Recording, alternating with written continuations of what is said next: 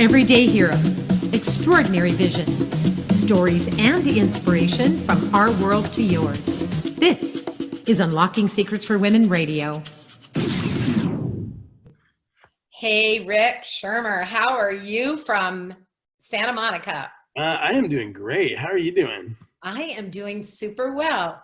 And I'm just so excited to be able to talk to you here because we had to cancel our California event due to the days that we're living in. Right. So we never got a chance to share dinner like we were going to. And no, but we'll definitely get that back on the book. So looking forward to it. Yes, we really are going to get that back on the books. Now, you know We're what? on pause. We didn't cancel it. We just paused it. World on pause right now. Exactly. And because you and your beautiful wife are expecting a little one. Yes. In like, 6 depending. weeks. She's 33 weeks, is she? About 33 weeks. Yeah. Yeah. So by that time, we'll get to meet little Schirmer. Yeah, little baby Schirmer. We haven't put his name out to the world yet, but we have a name picked, and it's a boy. That is out in the world. So.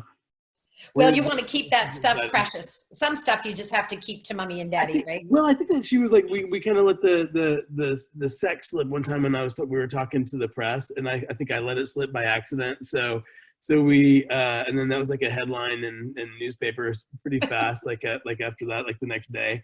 So then I was like, okay, I'm really keeping my mouth shut now. I don't think that she was quite ready to get that out there yet. So it's a boy. Everybody knows now. That's my fault for getting that out there. But I'm not allowed to say the name yet because she just wants to keep like something a little bit of a surprise. Not for us, but just make it more fun, like in the kind of surprise moment when the baby comes. And you have to keep some things that are precious to you as a family, right? Yeah, that's true. Yeah. And when you Although see I'm kind that, of an open book. I don't, I kind of like put it all out there, but I get it. I know you'll see when you hold that little bambino in your arms, you're going to look and you're going to want to just protect that little one so much. You'll find you'll have this complex of showing off and protecting all at the same time. Yeah, I can't wait. It's a whole, it's a wild journey. It's a good thing that having a baby takes 9 months because there's a lot of mental adjustments that go on during that 9 months, especially when it's your first, because it's like your kind of world really starts to change a little bit.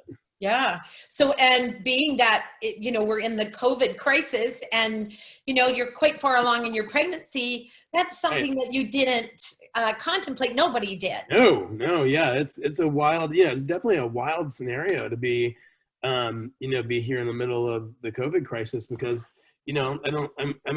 nobody that I can think of, like a grandparents or parents have ever seen anything like this. So, there's, I was trying to think through, like, what did our grandparents go through? Like, I guess like polio was a thing, and there were like some things that some epidemics that were Spanish flu in 1911. Spanish flu, yeah. Like I think my great grandfather was born during that probably, and then there's a lot. But I mean, this is a wild time, and we're just grateful that we all can communicate and know how to stay in our house and keep our space, and we're healthy, thank God. So we're just enjoying enjoying each other. So we get more time together as we're bringing our baby into the world.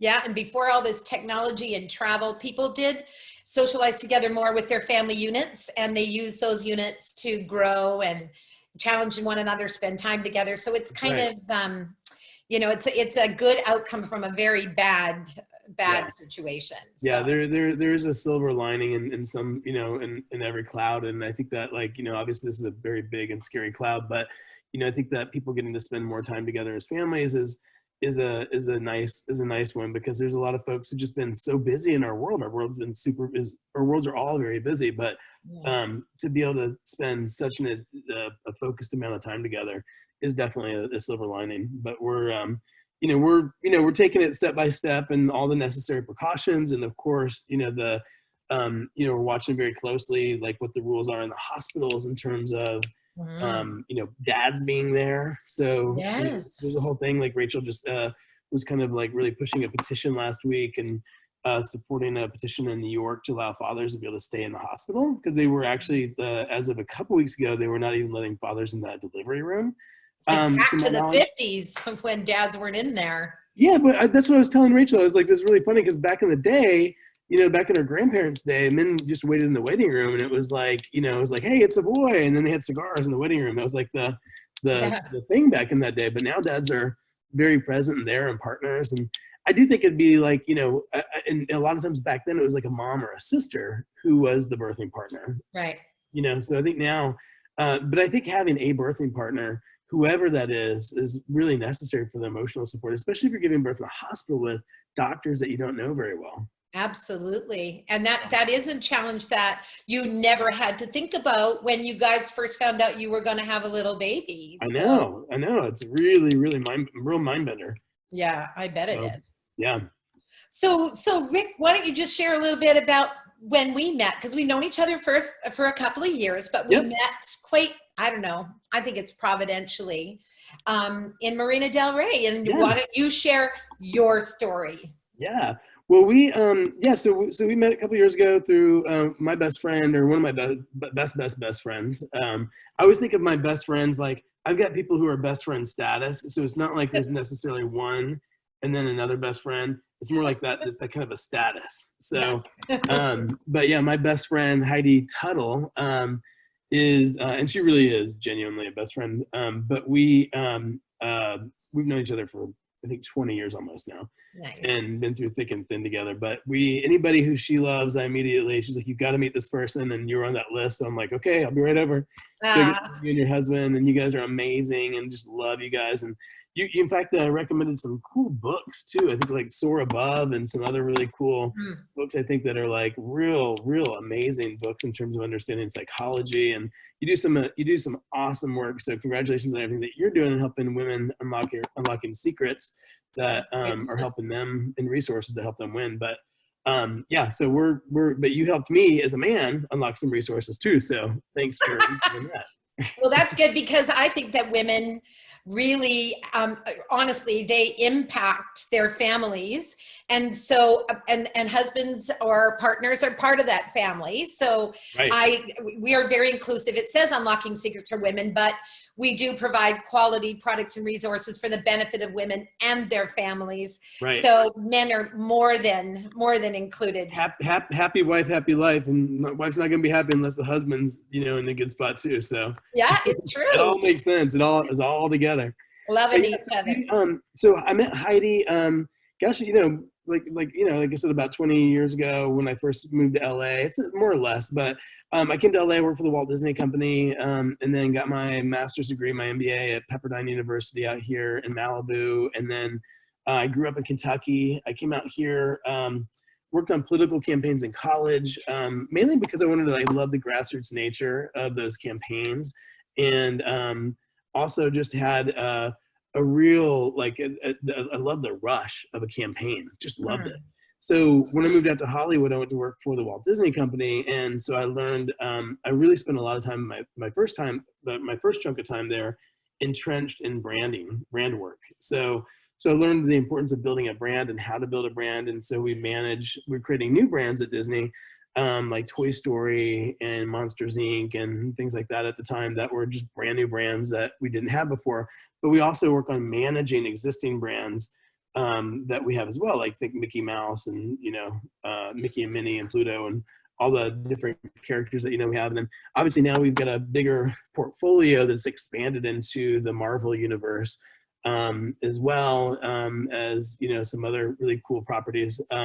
Pixar has been a part of that portfolio. We've always worked with Pixar closely, but then Pixar was officially acquired by Disney a while back. So managing brands, there's kind of two sides of it: developing a brand new brand and also managing a brand. You can see my pregnant wife walking in the background. I do. See her little baby. So beautiful.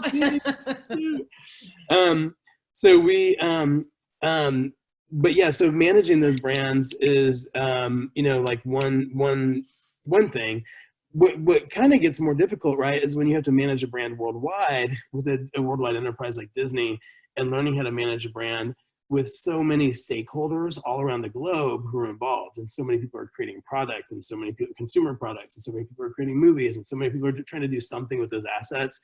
The management of that brand becomes really, really important. And so that was a really great experience for me to get as a young MBA, working for the best brand in the world. So the best suite of brands in the world. And so that was awesome. And then I went to the movie division to launch campaigns. So to launch, specifically focus on launching movies. which is a little bit more like my campaign work, like in politics. And so when I did political campaigns in college, that was like more of the rush, you know? So when you're in brand strategy and brand development and brand management, it's not as much of a rush. It's a little bit more of heady work, and it's management work, and it's really cool work, and I love it. But what's fun is when you're launching the brands and like you're actually making something popular and bringing it out to the world to like boom and like launch it. And so that's the rush. That's the real fun. So went to the movie division to do that and spent years doing that there. And then you know, projects that we worked on way back then, you know, like Pearl Harbor, you know, in terms of you know, movies that were live action. And then we worked on obviously Toy Story 2, and we launched Monsters Inc. and a bunch of other ones as well during that time period. But that was an incredible experience. And then I left because I really enjoyed the kind of like more grassrootsy nature of political campaigns in college. And around around 2002 in that time zone, there were basically a lot of things that were happening in technology in the first big push behind the web. Remember the dot-com boom? Yes. So during the dot-com boom, what happened is like a bunch of executives were leaving Disney to go to become like dot-com millionaires. And so they were just like doing like a rush after, like there's a big exodus of people wanting to leave and be involved in tech companies. And so like that, in my side, I wanted to put more time into tech as well. And what I loved at the time and still do was the viral marketing side of things, where you have like word of mouth, what was always word of mouth. And when I was in college in the grassroots political campaigns, how does word of mouth touch technology in a technology stack and you know, when you're launching something, and quickly increase or exponentially increase the shareability of normal word of mouth. And so normal word of mouth goes exponential, and that's what's called viral. And so it used to be that like you'd see a movie on Monday morning, see a movie on the weekend, and you would talk to your friends at the water cooler. They call it like water cooler talk. So you talk to your friends at the water cooler and be like, hey, what movie did you see this weekend? And they'd be like, oh, I saw, you know, so-and-so. That was the very beginning of my journey in Hollywood. That was, we talk about water cooler talk. Wow. But then very quickly, and then we talk about soccer moms and stuff like that, like moms sharing with moms in the soccer field and that kind of talk. Right. But then very rapidly that changed to now moms could share on Facebook. And like just as early as like 2003 and 2004, you know, Facebook was nascent, but also MySpace they were both created right around the same time. MySpace got bigger faster, and then Facebook wound up winning the long run, as we know. But we were using MySpace, Friendster, Facebook, and all these different tech platforms to be able to start increasing virality, because all of a sudden someone could share, not by the with a water cooler with like 3 people, but all of a sudden people could share with 500 or 5,000 of their friends immediately. Right. And so that was always was a real turn on for me. So so I basically then put a bunch of my efforts in and around that. Now, it was so early that we were having to develop a lot of new tech.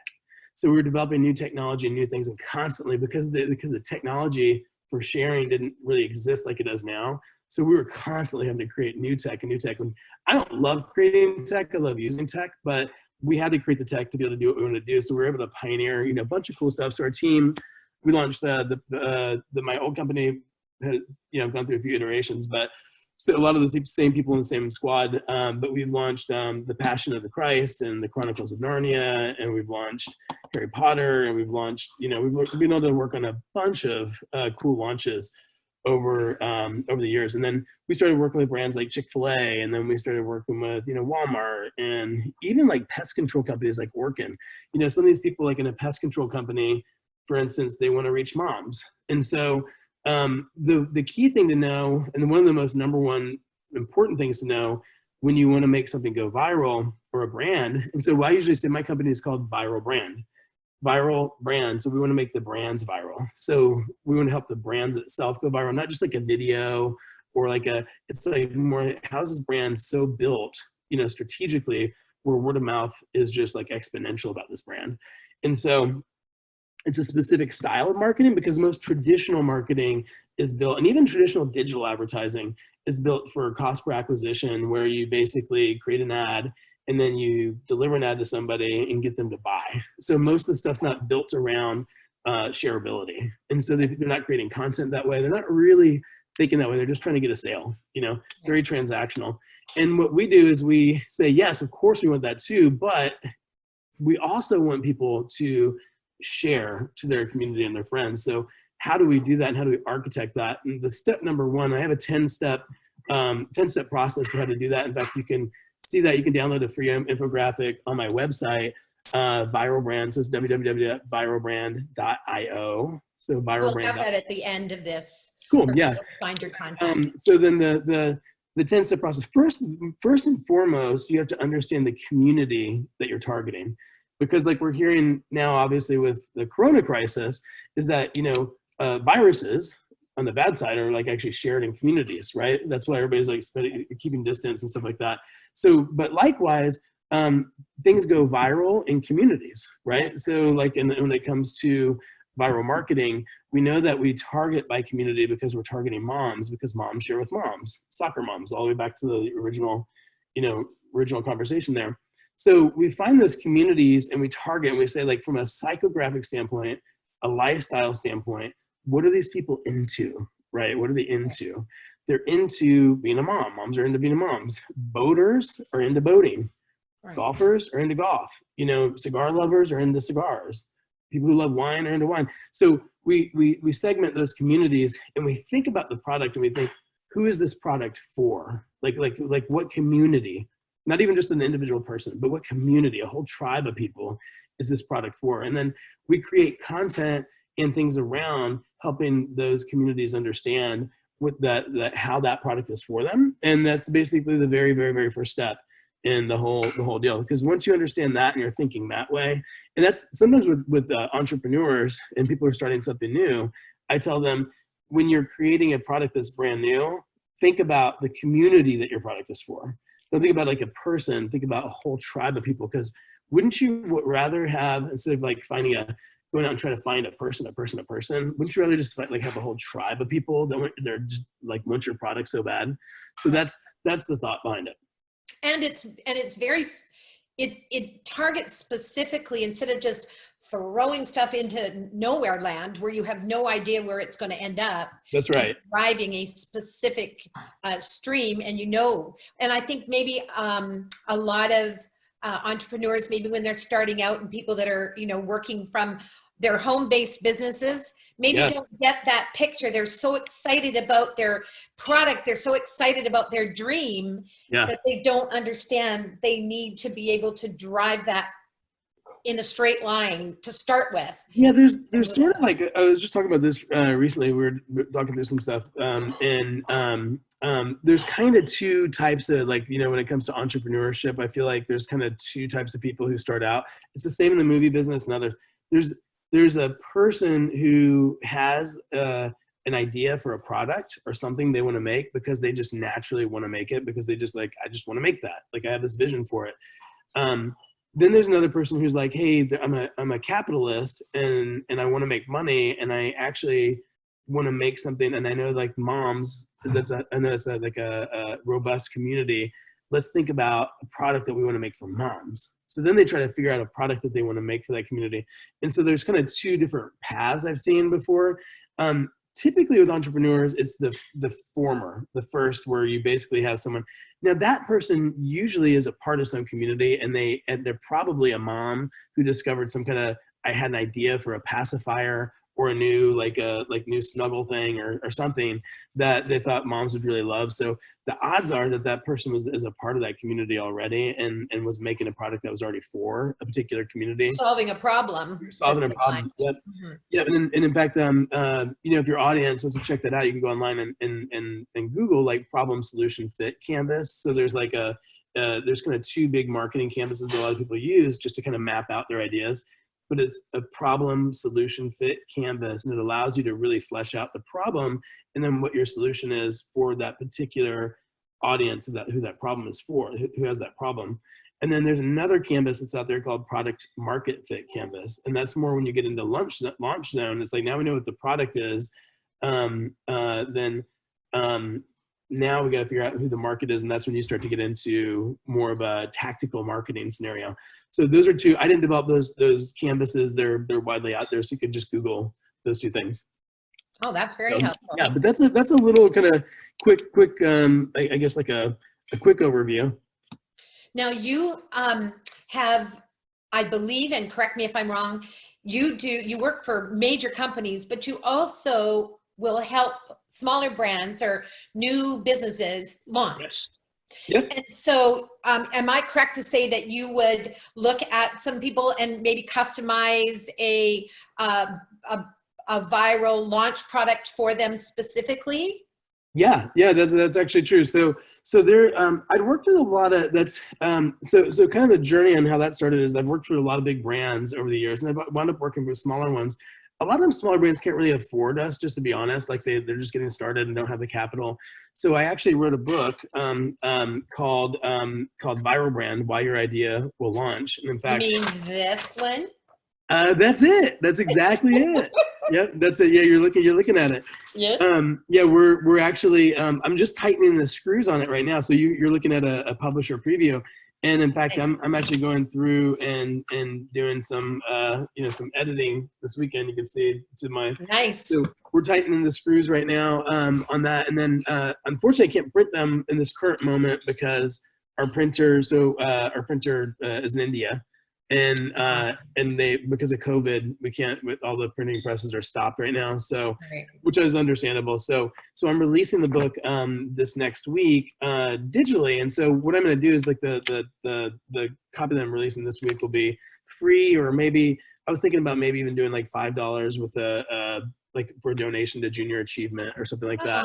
Oh. But my thing is like, I really want to be able to help folks. And so I started developing more products for the entrepreneur who is starting out. And so this book is the first of the product that we're developing for entrepreneurs who are starting out. And then I think the things that I know in terms of viral marketing could be really successful because it is a less money strategy, right? Right. When you don't have a lot of money, you need word of mouth, right? So Right. like you have a new cookie that you're baking, and then how does that stuff take off? It's all word of mouth. And not everybody can get on Shark Tank. Yeah, exactly. That's right. And so, but even most of the people who've made it to Shark Tank have something going on already, Right. and it's probably been more word of mouth. But the thing is like there's a lot of things that we know that would be really helpful to the entrepreneur and who can't afford to hire us. So over the years, what I hire an agency is just too expensive. So what we in some who actually have like a little capital and some starting, and we do help those people. But majority of people who I meet day to day can't afford to spend big agency fees, right? So, but I still want to help them. And so I basically decided I was going to develop a product line for more of a business to consumer kind of product line, or business to would-be entrepreneur or an entrepreneur. And that's not the only person that would be for. I mean, it could be that someone would be, a director of marketing in a company who's doing some continuing education with us and learning, more about viral marketing, because there are a lot of people who don't really understand how we do what we do, because it's just it's new and it's becoming more and more popular over time. But I think the book was first and foremost written for people who are who have an idea and they're thinking about launching something. And the reason I wrote that is because in the very beginning of me wanting to develop a product for consumers, my whole career, when I was at Disney and here and there, and I worked with Warner Brothers and Disney and Lionsgate and Chick-fil-A and Coca-Cola and Walmart and all these companies. And like everywhere I've gone on that whole journey, on planes, talking to people, when I tell people what I do, almost categorically, universally, what happens is I tell them what I do, and they say this, I got this idea. Literally, like I'm gonna tell you, like literally, I've always, hey, you know what? I've always had this idea. Like I've always had this idea, and then I'm like, okay, here we go. All right, it's gonna be an hour-long conversation, because there's no quick way around it. There's no quick way around like me helping them think through their idea, because it's like I can't hear that in like one minute or 3 minutes. Most of them haven't even developed their idea enough to They really haven't fleshed it out themselves. flesh it out. So then what happens is I quickly become like a little bit of an idea therapist, and I love it. I love it. And by the way, don't get me wrong, I absolutely love it, and I love helping people. But it's not scalable because I realized that when I'd walk away from a moment on the plane with somebody, they were literally going to be lost, and they didn't have me to continue to go with them, and they couldn't afford to hire me. And again, I'm not being grandiose in my thinking. It's just I just happened to spend 20 years doing You this. have a skill set. Yeah, I'm a skill set. It's just like a doctor or anybody else. Like I've spent 20 years doing this. So it's not like so hopefully you get good at anything in 20 years. You know what I mean? So it's like, but I just know that I can't really keep helping them. And so I've just felt bad about that. So I wrote this book for that person who has the idea. And very first and foremost, before I even get into technicalities of how to do viral marketing or anything else, I started as viral brand, why your idea won't, and then that's crossed out, scribbled off, and will launch. And so the idea behind that is to say like, hey, the very first thing is someone needs encouragement, and they need someone who's behind them. They need someone who's in their corner. They need a champion for them, because it's so hard. Most of the time when they have like friends or family or other people, there's so many people in the crabs in the bucket pulling them back down and like stopping them from like, and it's like not realistic or this or that, or maybe even like someone who's just competitive with them, who like doesn't want to see them succeed bigger than them. It could be a million different things. It could be like, hey, I really want to launch an idea, but I don't have enough money, I really want to launch an idea, but I don't know where to start, so it's like, so all these things. So what I do is I basically, my wife had a really good tagline for me on this, is like, I help people identify and obliterate their blockers, because basically the book is, in this book, it's a workbook book. So you can see, like, if you went through it, like I have a full page here, but then there's also like an action item section. So that way people very practical.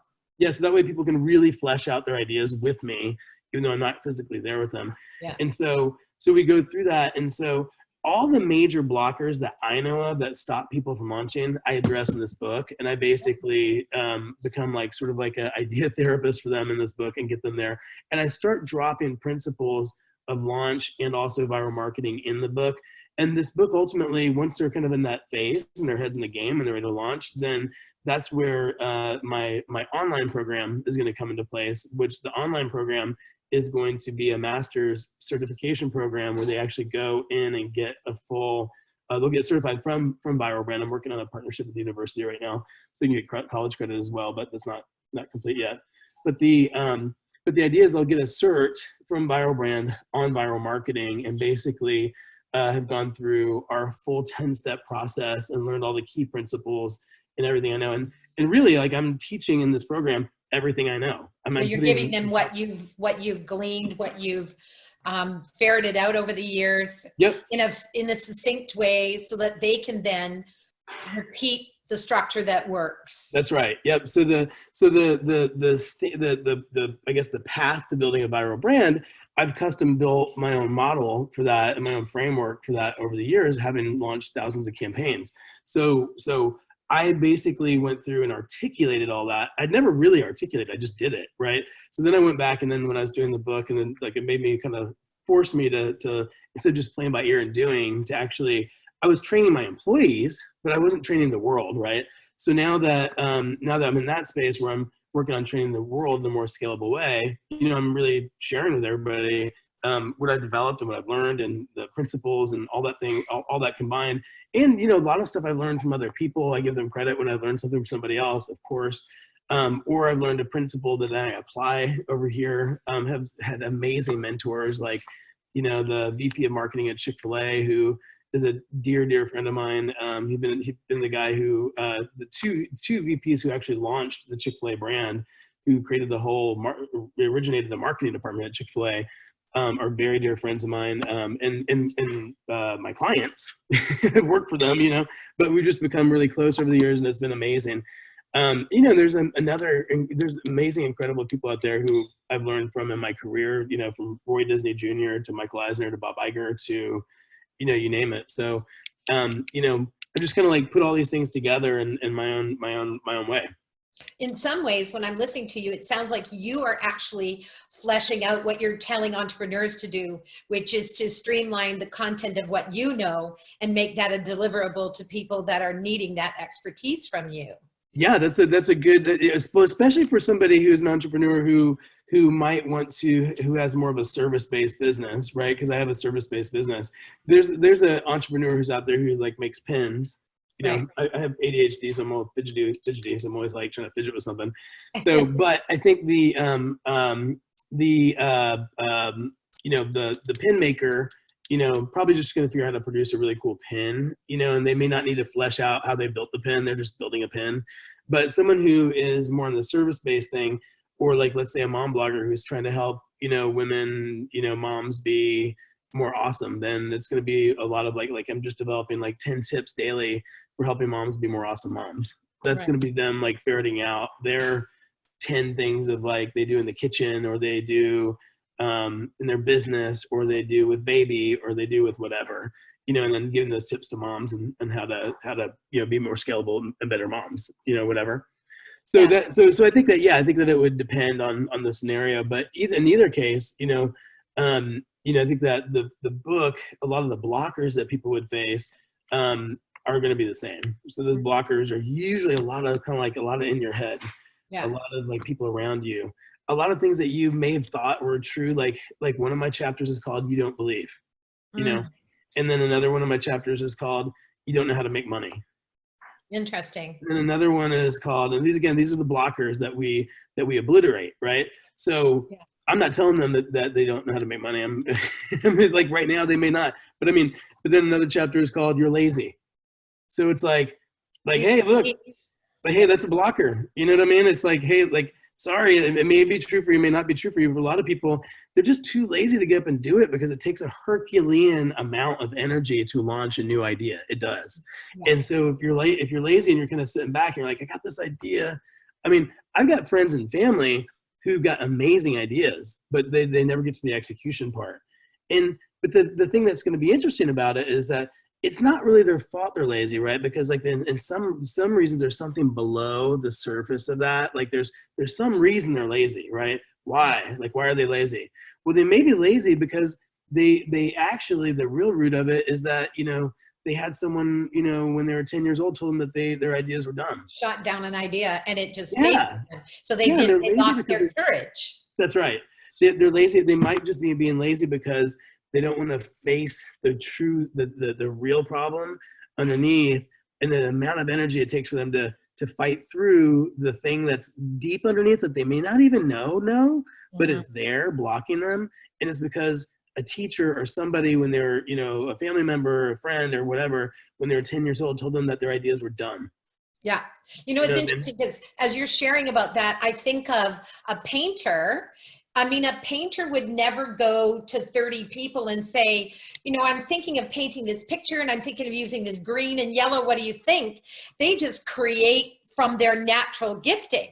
Right. And if people can get that mindset with their ideas, with some practical help, you know, but I think if we stop being so critical of ourselves and accept the gifts that we have, yeah, and then work from there, saying, you know, I've got this beautiful painting. Who's going to look at someone's unique idea and go, that sucks? I mean, you look at Picasso's stuff. I look at that and I think, was that guy's glasses crooked or something in the way that he painted off his stuff?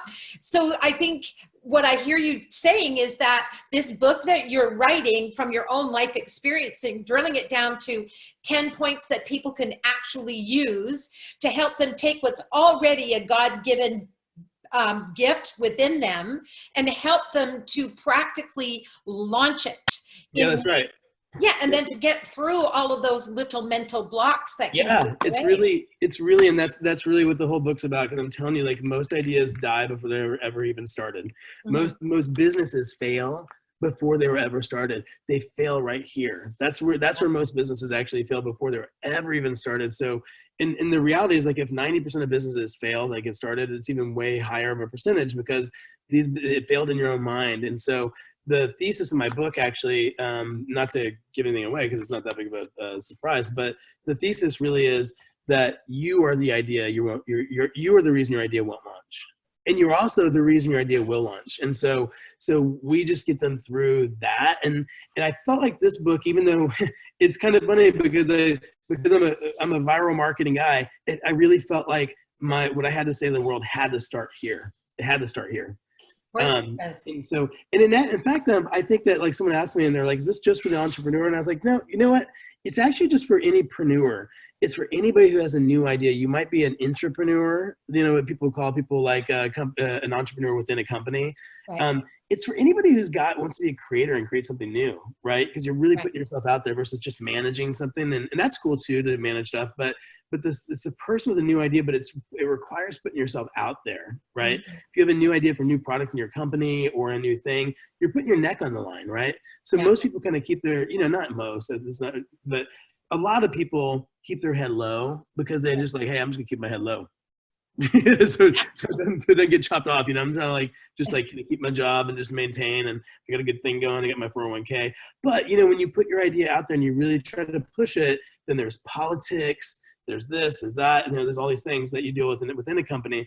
So I think that this book really is for any preneur, you know, who wants to do something new, because a lot of these same things apply.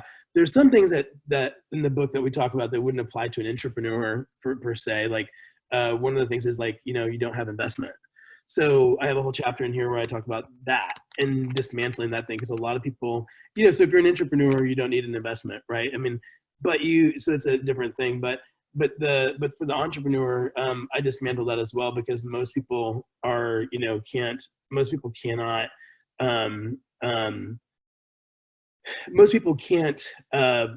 or feel like they can't or cannot get a company started without money. And so the main concept there is like going like, hey, you need to be your first investor. Like you have to be your first investor. So it may take money to make money, and you may have to but people invest in things in things to scale them, with exception of an angel investor. And what happens with an angel investor is the angel investor is investing in you as a person. That's somebody, that's what they call them, an angel. They love you, they believe in you, and they want to fund you because they believe in you and they think that you've got a good track record, and they just want to invest in you. And that's someone who's like not looking to say, hey, we have a really cool business that's scaling. So we'll go back to the cookie business analogy. Now at some point, if you're trying to find an investor, investors invest in things to help them scale. What do you need this money for? Well, I need to buy a bigger oven because my cookies in Marina Del Rey are selling really fast right now, but I'm cooking them out of my house. And so if I'm cooking out of my house, I have to get like a conventional kitchen right now to be able to scale, because they're so popular right now that I can't keep up with demand. That's what investors like to invest in. So that's really good to break that down for people to understand that the difference between an angel investor and between an investor. And I like what you said earlier, they have to invest in themselves, because honestly, if I don't believe in me, how do I expect anybody else to believe in me? Like if I'm not passionate about what I am, how can I expect anybody else to be? And I just want to add, you know, in speaking with a friend of mine today who's an author and a published author, and she was challenged with some of her, you know, new business ideas and edits. And she said, you know, she was a little bit disappointed with, you know, some of the work that the publisher did. And I just said, but it's your idea, and you will always have the direction for what your creative desire should be. No one else is ever going to see the vision like you do, because it's originating inside of you. And then you're giving them a framework of tools to take their own unique DNA created idea and then launch it through an exercise framework that's practical and gives them deliverables. Is that correct? That's exactly right. And in fact, my program is going to be launching soon. And in fact, what I'm doing is like, I'll start my master's class with an actual group, and then we're going to be creating my content as I go. So actually the first group who becomes a part of my master class is actually going to go through with me, like you and I are doing right now.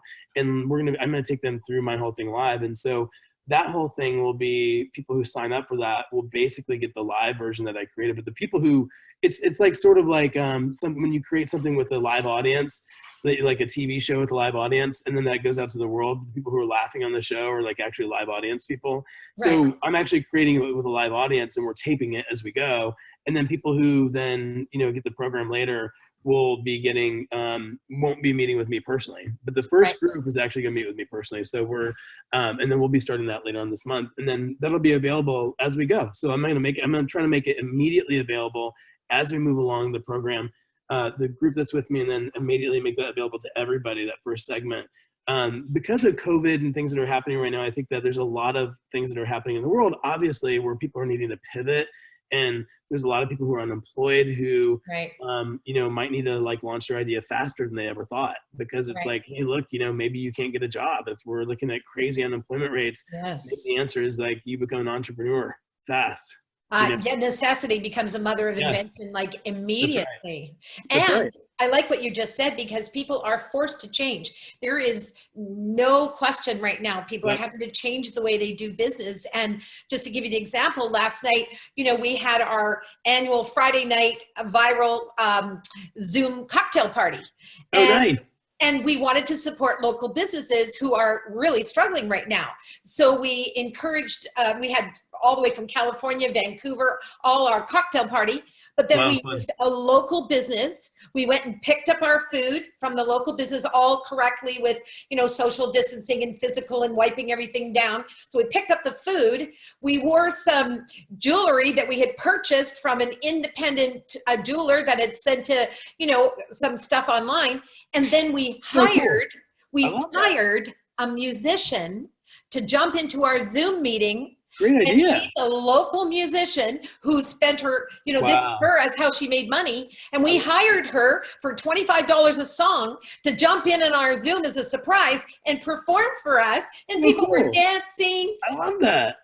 So we're getting creative in trying to support. I love that. Businesses. I think what you're saying is so smart, and everybody just like leaning in and supporting each other right now. And I think that, there's just some people who have had an idea that they wanted to launch for a while, and this may be the thing that's going to push them out of the nest a little faster. Right. So I think that it's like, and like you said, necessity is the mother of invention. Like you really don't know its theory until you get out there in the market, and it's tough. It's scary. There's a lot of things that are super real about it. And that's like that's a real thing. So I'm not denying any of that, but I think that things that, that I'm saying can be helpful. There's a lot of other smart marketing guys out there. That was one of the things for me, like when I was debating about, having more of a business to consumer brand where I was actually developing things. I actually myself was like, there's some other smart marketing guys out there. Like, why would they want to hear from me? And I was like, whatever, I'm just gonna stay focused and do what I'm doing. And I get my wife and other people kept on encouraging me on that front. And they're like, and I was like, you know what? Okay.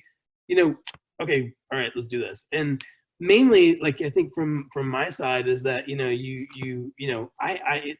the way that I talk to people in the book, I've also had to talk to myself that way, but I've also done it. Right. And so I just learned. And like, you started something new with, Unlocking Secrets for Women and other things that I know you've done too. And it's just like hard. Launching something is hard. It's scary. It tries you on every level, from like emotions to financial. And I think that like this book really, I felt like we needed to have like a real emotional / logical talk both, because it does speak to people's emotions. And if you get a chance to read it or read a little bit of it, you probably see like we're really having a conversation. And so my tone is conversational. As conversational as we're talking right now. It's not like, I'm very much like, we're in this, me and you, like I'm here with you. Like no one's believed in you before. Cool, you just found the guy. I actually believe in you. So like we're here. So that's no longer an excuse. Oh, no one believes in me. Whatever. It's like, cool. Yep, not anymore. I believe in you. We got this. So let's take a little journey together. Yeah, so move through the next hurdle and the next hurdle. So this is really good. And I think that anybody that's wanting to launch anything, first and foremost, needs to value the truth of their own creative self. And, I've said to women in particular, when there's like, oh, I can't do that, I can't do this. Like, for instance, a singer, oh, I'm so embarrassed. I'll hear someone with a beautiful voice and they're like, oh, I can't sing. And I'm like, oh, okay. But they'll say, but I'm a great sewer. Well, why are you comfortable bragging about sewing, but you won't allow yourself to have that same comfort with the other gifts that you're given? Right. So encouraging them to, you know, to flatten that out and just look at it more logically. But these tools that you're offering, what I hear you saying is that your viral brand company, which happens to be called Viral Brand, is allowing people to have access to rich resources on a very practical level, Yep. having you there virtually for them to be able to do what they need to do without having to put out the big expenses that major corporations can afford to do. That's exactly right. And in fact, most major corporations that hire me to do stuff are, well, I mean, again, we do work with startups that have capital. So like, you know, like the point when you're in the very beginning and then you start to get capitalized, then you can afford to hire someone like us. So we do work with startups as well. But I think like depending on where they're at, they can kind of quickly get to a stage, you know, that is more advanced if they want. But I think the biggest thing for folks is just being able to have those resources. The bigger companies are busy making whatever they're making, right? Mm-hmm. So if they're a huge company like this is Pilot, right? Pilot's busy, you know, making Pilot. So that these guys are like, how's that work? There we go. Yeah. So Pilot's busy making Pilot. This is not sponsored by Pilot, by the way. But this is unlocking secrets for women. Yeah. Oh, yeah. Girl. Anyways, yeah. That was a shameless plug because I'm not plugging these guys. But I think that, but you know, Pilot's too busy making, you know, pins, so they're like, hey, we need to hire someone who's an expert to help us do this thing. Right. So they're busy managing a brand. They're busy, like I talked about when I was at Disney.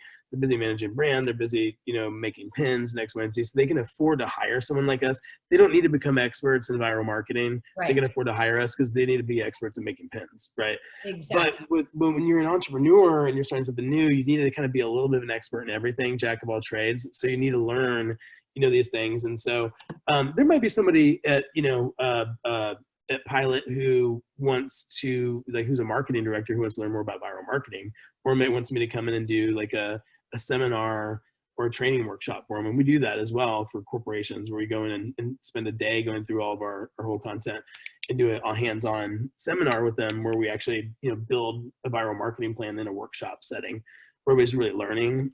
But, you know, more often than not, people are just hiring us because they're like, hey, we just need you to help us go viral. Right. It's like, you've got a whole scope. Other agencies, other advertising agencies even hire us to help their campaigns go viral. So traditional advertising agencies often will come to us and say like, hey, we have this campaign that we're launching for this company. Can you help put some viral heat behind it? Or can you bring virality to our campaign? And so then they'll hire us because we're very specialized in what we do. So there's a lot of agencies that do everything, and we do very specific thing. Right. We're about helping brands go viral. And so we're like a special forces team, very focused. My wife always like makes fun because we have like I use military analogies a lot. She's like, did you ever be in the military at some point? And I'm like, no, I'm just a boy. It's a good analogy. Yeah. A good analogy. So we see ourselves as a special forces team, very focused on, you know, we use a big tech stack. There's a tech stack. And if you go to viralbrand.io and download my infographic, that's really what the program is built around. And in fact, you could start to see what's involved and around creating what's involved in creating a viral brand. And so that really is the what we do for real. And also the other thing about it is that's a framework, that is the framework for our whole course. So if you look at that, you'll see what's coming. I'm going to have that sheet downloaded at the end of this interview as well, attached to this, so people can find it for you. Nice. So in wrapping up, so here you are, you know, in the midst of all of these changes as the rest of the world is. And on a personal level, how do you encourage yourself? And then what could you share with others on a personal level on what your philosophy is to get through tough times like this? Because there's some people are afraid, and, you know, It's a scary changing world for them. So how do you and your wife and yourselves, like, what is your philosophy to get through these tough times? Well, a couple of very good question. A few thoughts. One is we have a belief in God, you know, so I got to call that out first and foremost, because I would be remiss and in fact wouldn't be being honest if I didn't say that was probably the number one thing, that really guiding principle of our life. And so we happen to be Christian. We have a lot of friends that are different things. And I think that, you know, whatever your faith is, I think that tune into your faith, and I think that, and follow that path. And I think that rooting in that. So for us as Christians, like, we are deeply rooted in our belief for Jesus, and like following God's helping direct our footsteps. And so there's a lot of people who believe that are still stressed out, but that's just a big thing for us. That's just true on a very personal note, right? Mm-hmm. But we've got amazing friends who have who are Buddhist and have different religions that are like, they're very grounded and go through moments where they lean into their faith, and it's done great things for them too. So I think that's number one. I think like leaning in, getting rooted, and you're centered and rooted in your faith if you have one, but the thing that really centers you. And then the second thing that I would say that's probably really important beyond that is just learning how to put one foot in front of the other. And just like realize, like, hey, you're like, the toughest times in my life that I've had, and I've had plenty, you just gotta like put one foot in front of the other. Like, one moment leads to the next moment. Like, most of the time people are afraid of uncertain outcomes, and they're afraid of an outcome that majority of the time doesn't become true for them. So if you think about all the things that you've worried about in your whole life and stressed about, think about it. Probably like 99% of the things that you've worried about in your life, maybe more, have never happened to you personally, right? They're worth being concerned about. I'm not saying that you don't. I'm just saying, like, I think that like being present in the moment that you're in is probably like a really important one. And then I think on the marketing note, I think that people with your product, pay attention to what's happening in the environment always. Right now, especially, the question would be like, how do you serve people? How does your product and your brand serve people, knowing where they're at, right? So you're going to go back and like, who's your brand for? What are they going through right now? And then be thinking about what they're going to be going through in a month from now, 2 months from now, and kind of meet them where they're at, right? And if you could figure out how to serve their problem of where they're at today, knowing that the world just had a very big disruption, is going to require a pretty big and fast pivot for most people. And so we're experiencing that as an agency right now. People are coming to us with like serious pivots. In fact, people now just like, Zoom's gone viral, right? In this last 2 weeks, everybody's using Zoom like crazy. Now, Zoom has been around for a long time. Like, I've been using Zoom for like 5 years longer. And like, but now it's like, everybody's using Zoom. So now, and Zoom's awesome. But I think that like technology has become more and more important than ever now. Yes. And so, I think like that's good for us in terms of being able to, teach people some resources and tools, even if they're just going to self to them and learn, through our book or content and seminar. We're happy to help with that. But there's a lot of super smart guys out there. There's a lot of stuff that's readily available where you could learn, how to do Facebook ads and tons of different stuff that, you can just even go to YouTube and learn for free. So it's a great opportunity for you to learn new things. And, because the world's on pause right now, you might have a little extra time to learn that new thing because you're at home. Right. That is some excellent support, advice. I think the big piece we all have to remember is, for the first time in the history that I've been in, we're all in this together. We're sharing a world experience together, and just watching the beauty of humanity come up with the most creative ways to be compassionate with one another. And just so much creativity going on right now. We just saw a vehicle go around our neighborhood, 2 or 3 of them with birthday signs, happy birthday something. And these kids, it's some kid's birthday down the road and they can't join together. So they're driving around the neighborhood, balloons and. Oh my gosh. I know, just being amazing. Happy. And That's throwing so the cool. gifts out of the car, That's so cool. Yeah. I love it. Wow. Well, I just want to thank you so much for your time and taking that time to just share with me and to give people some encouragement and some tools. And, I'm just so happy for you and Rachel and this new baby that's coming into your lives. Thank you. Thank you. Well, we will be announcing his name in 6 weeks or 6.5 weeks.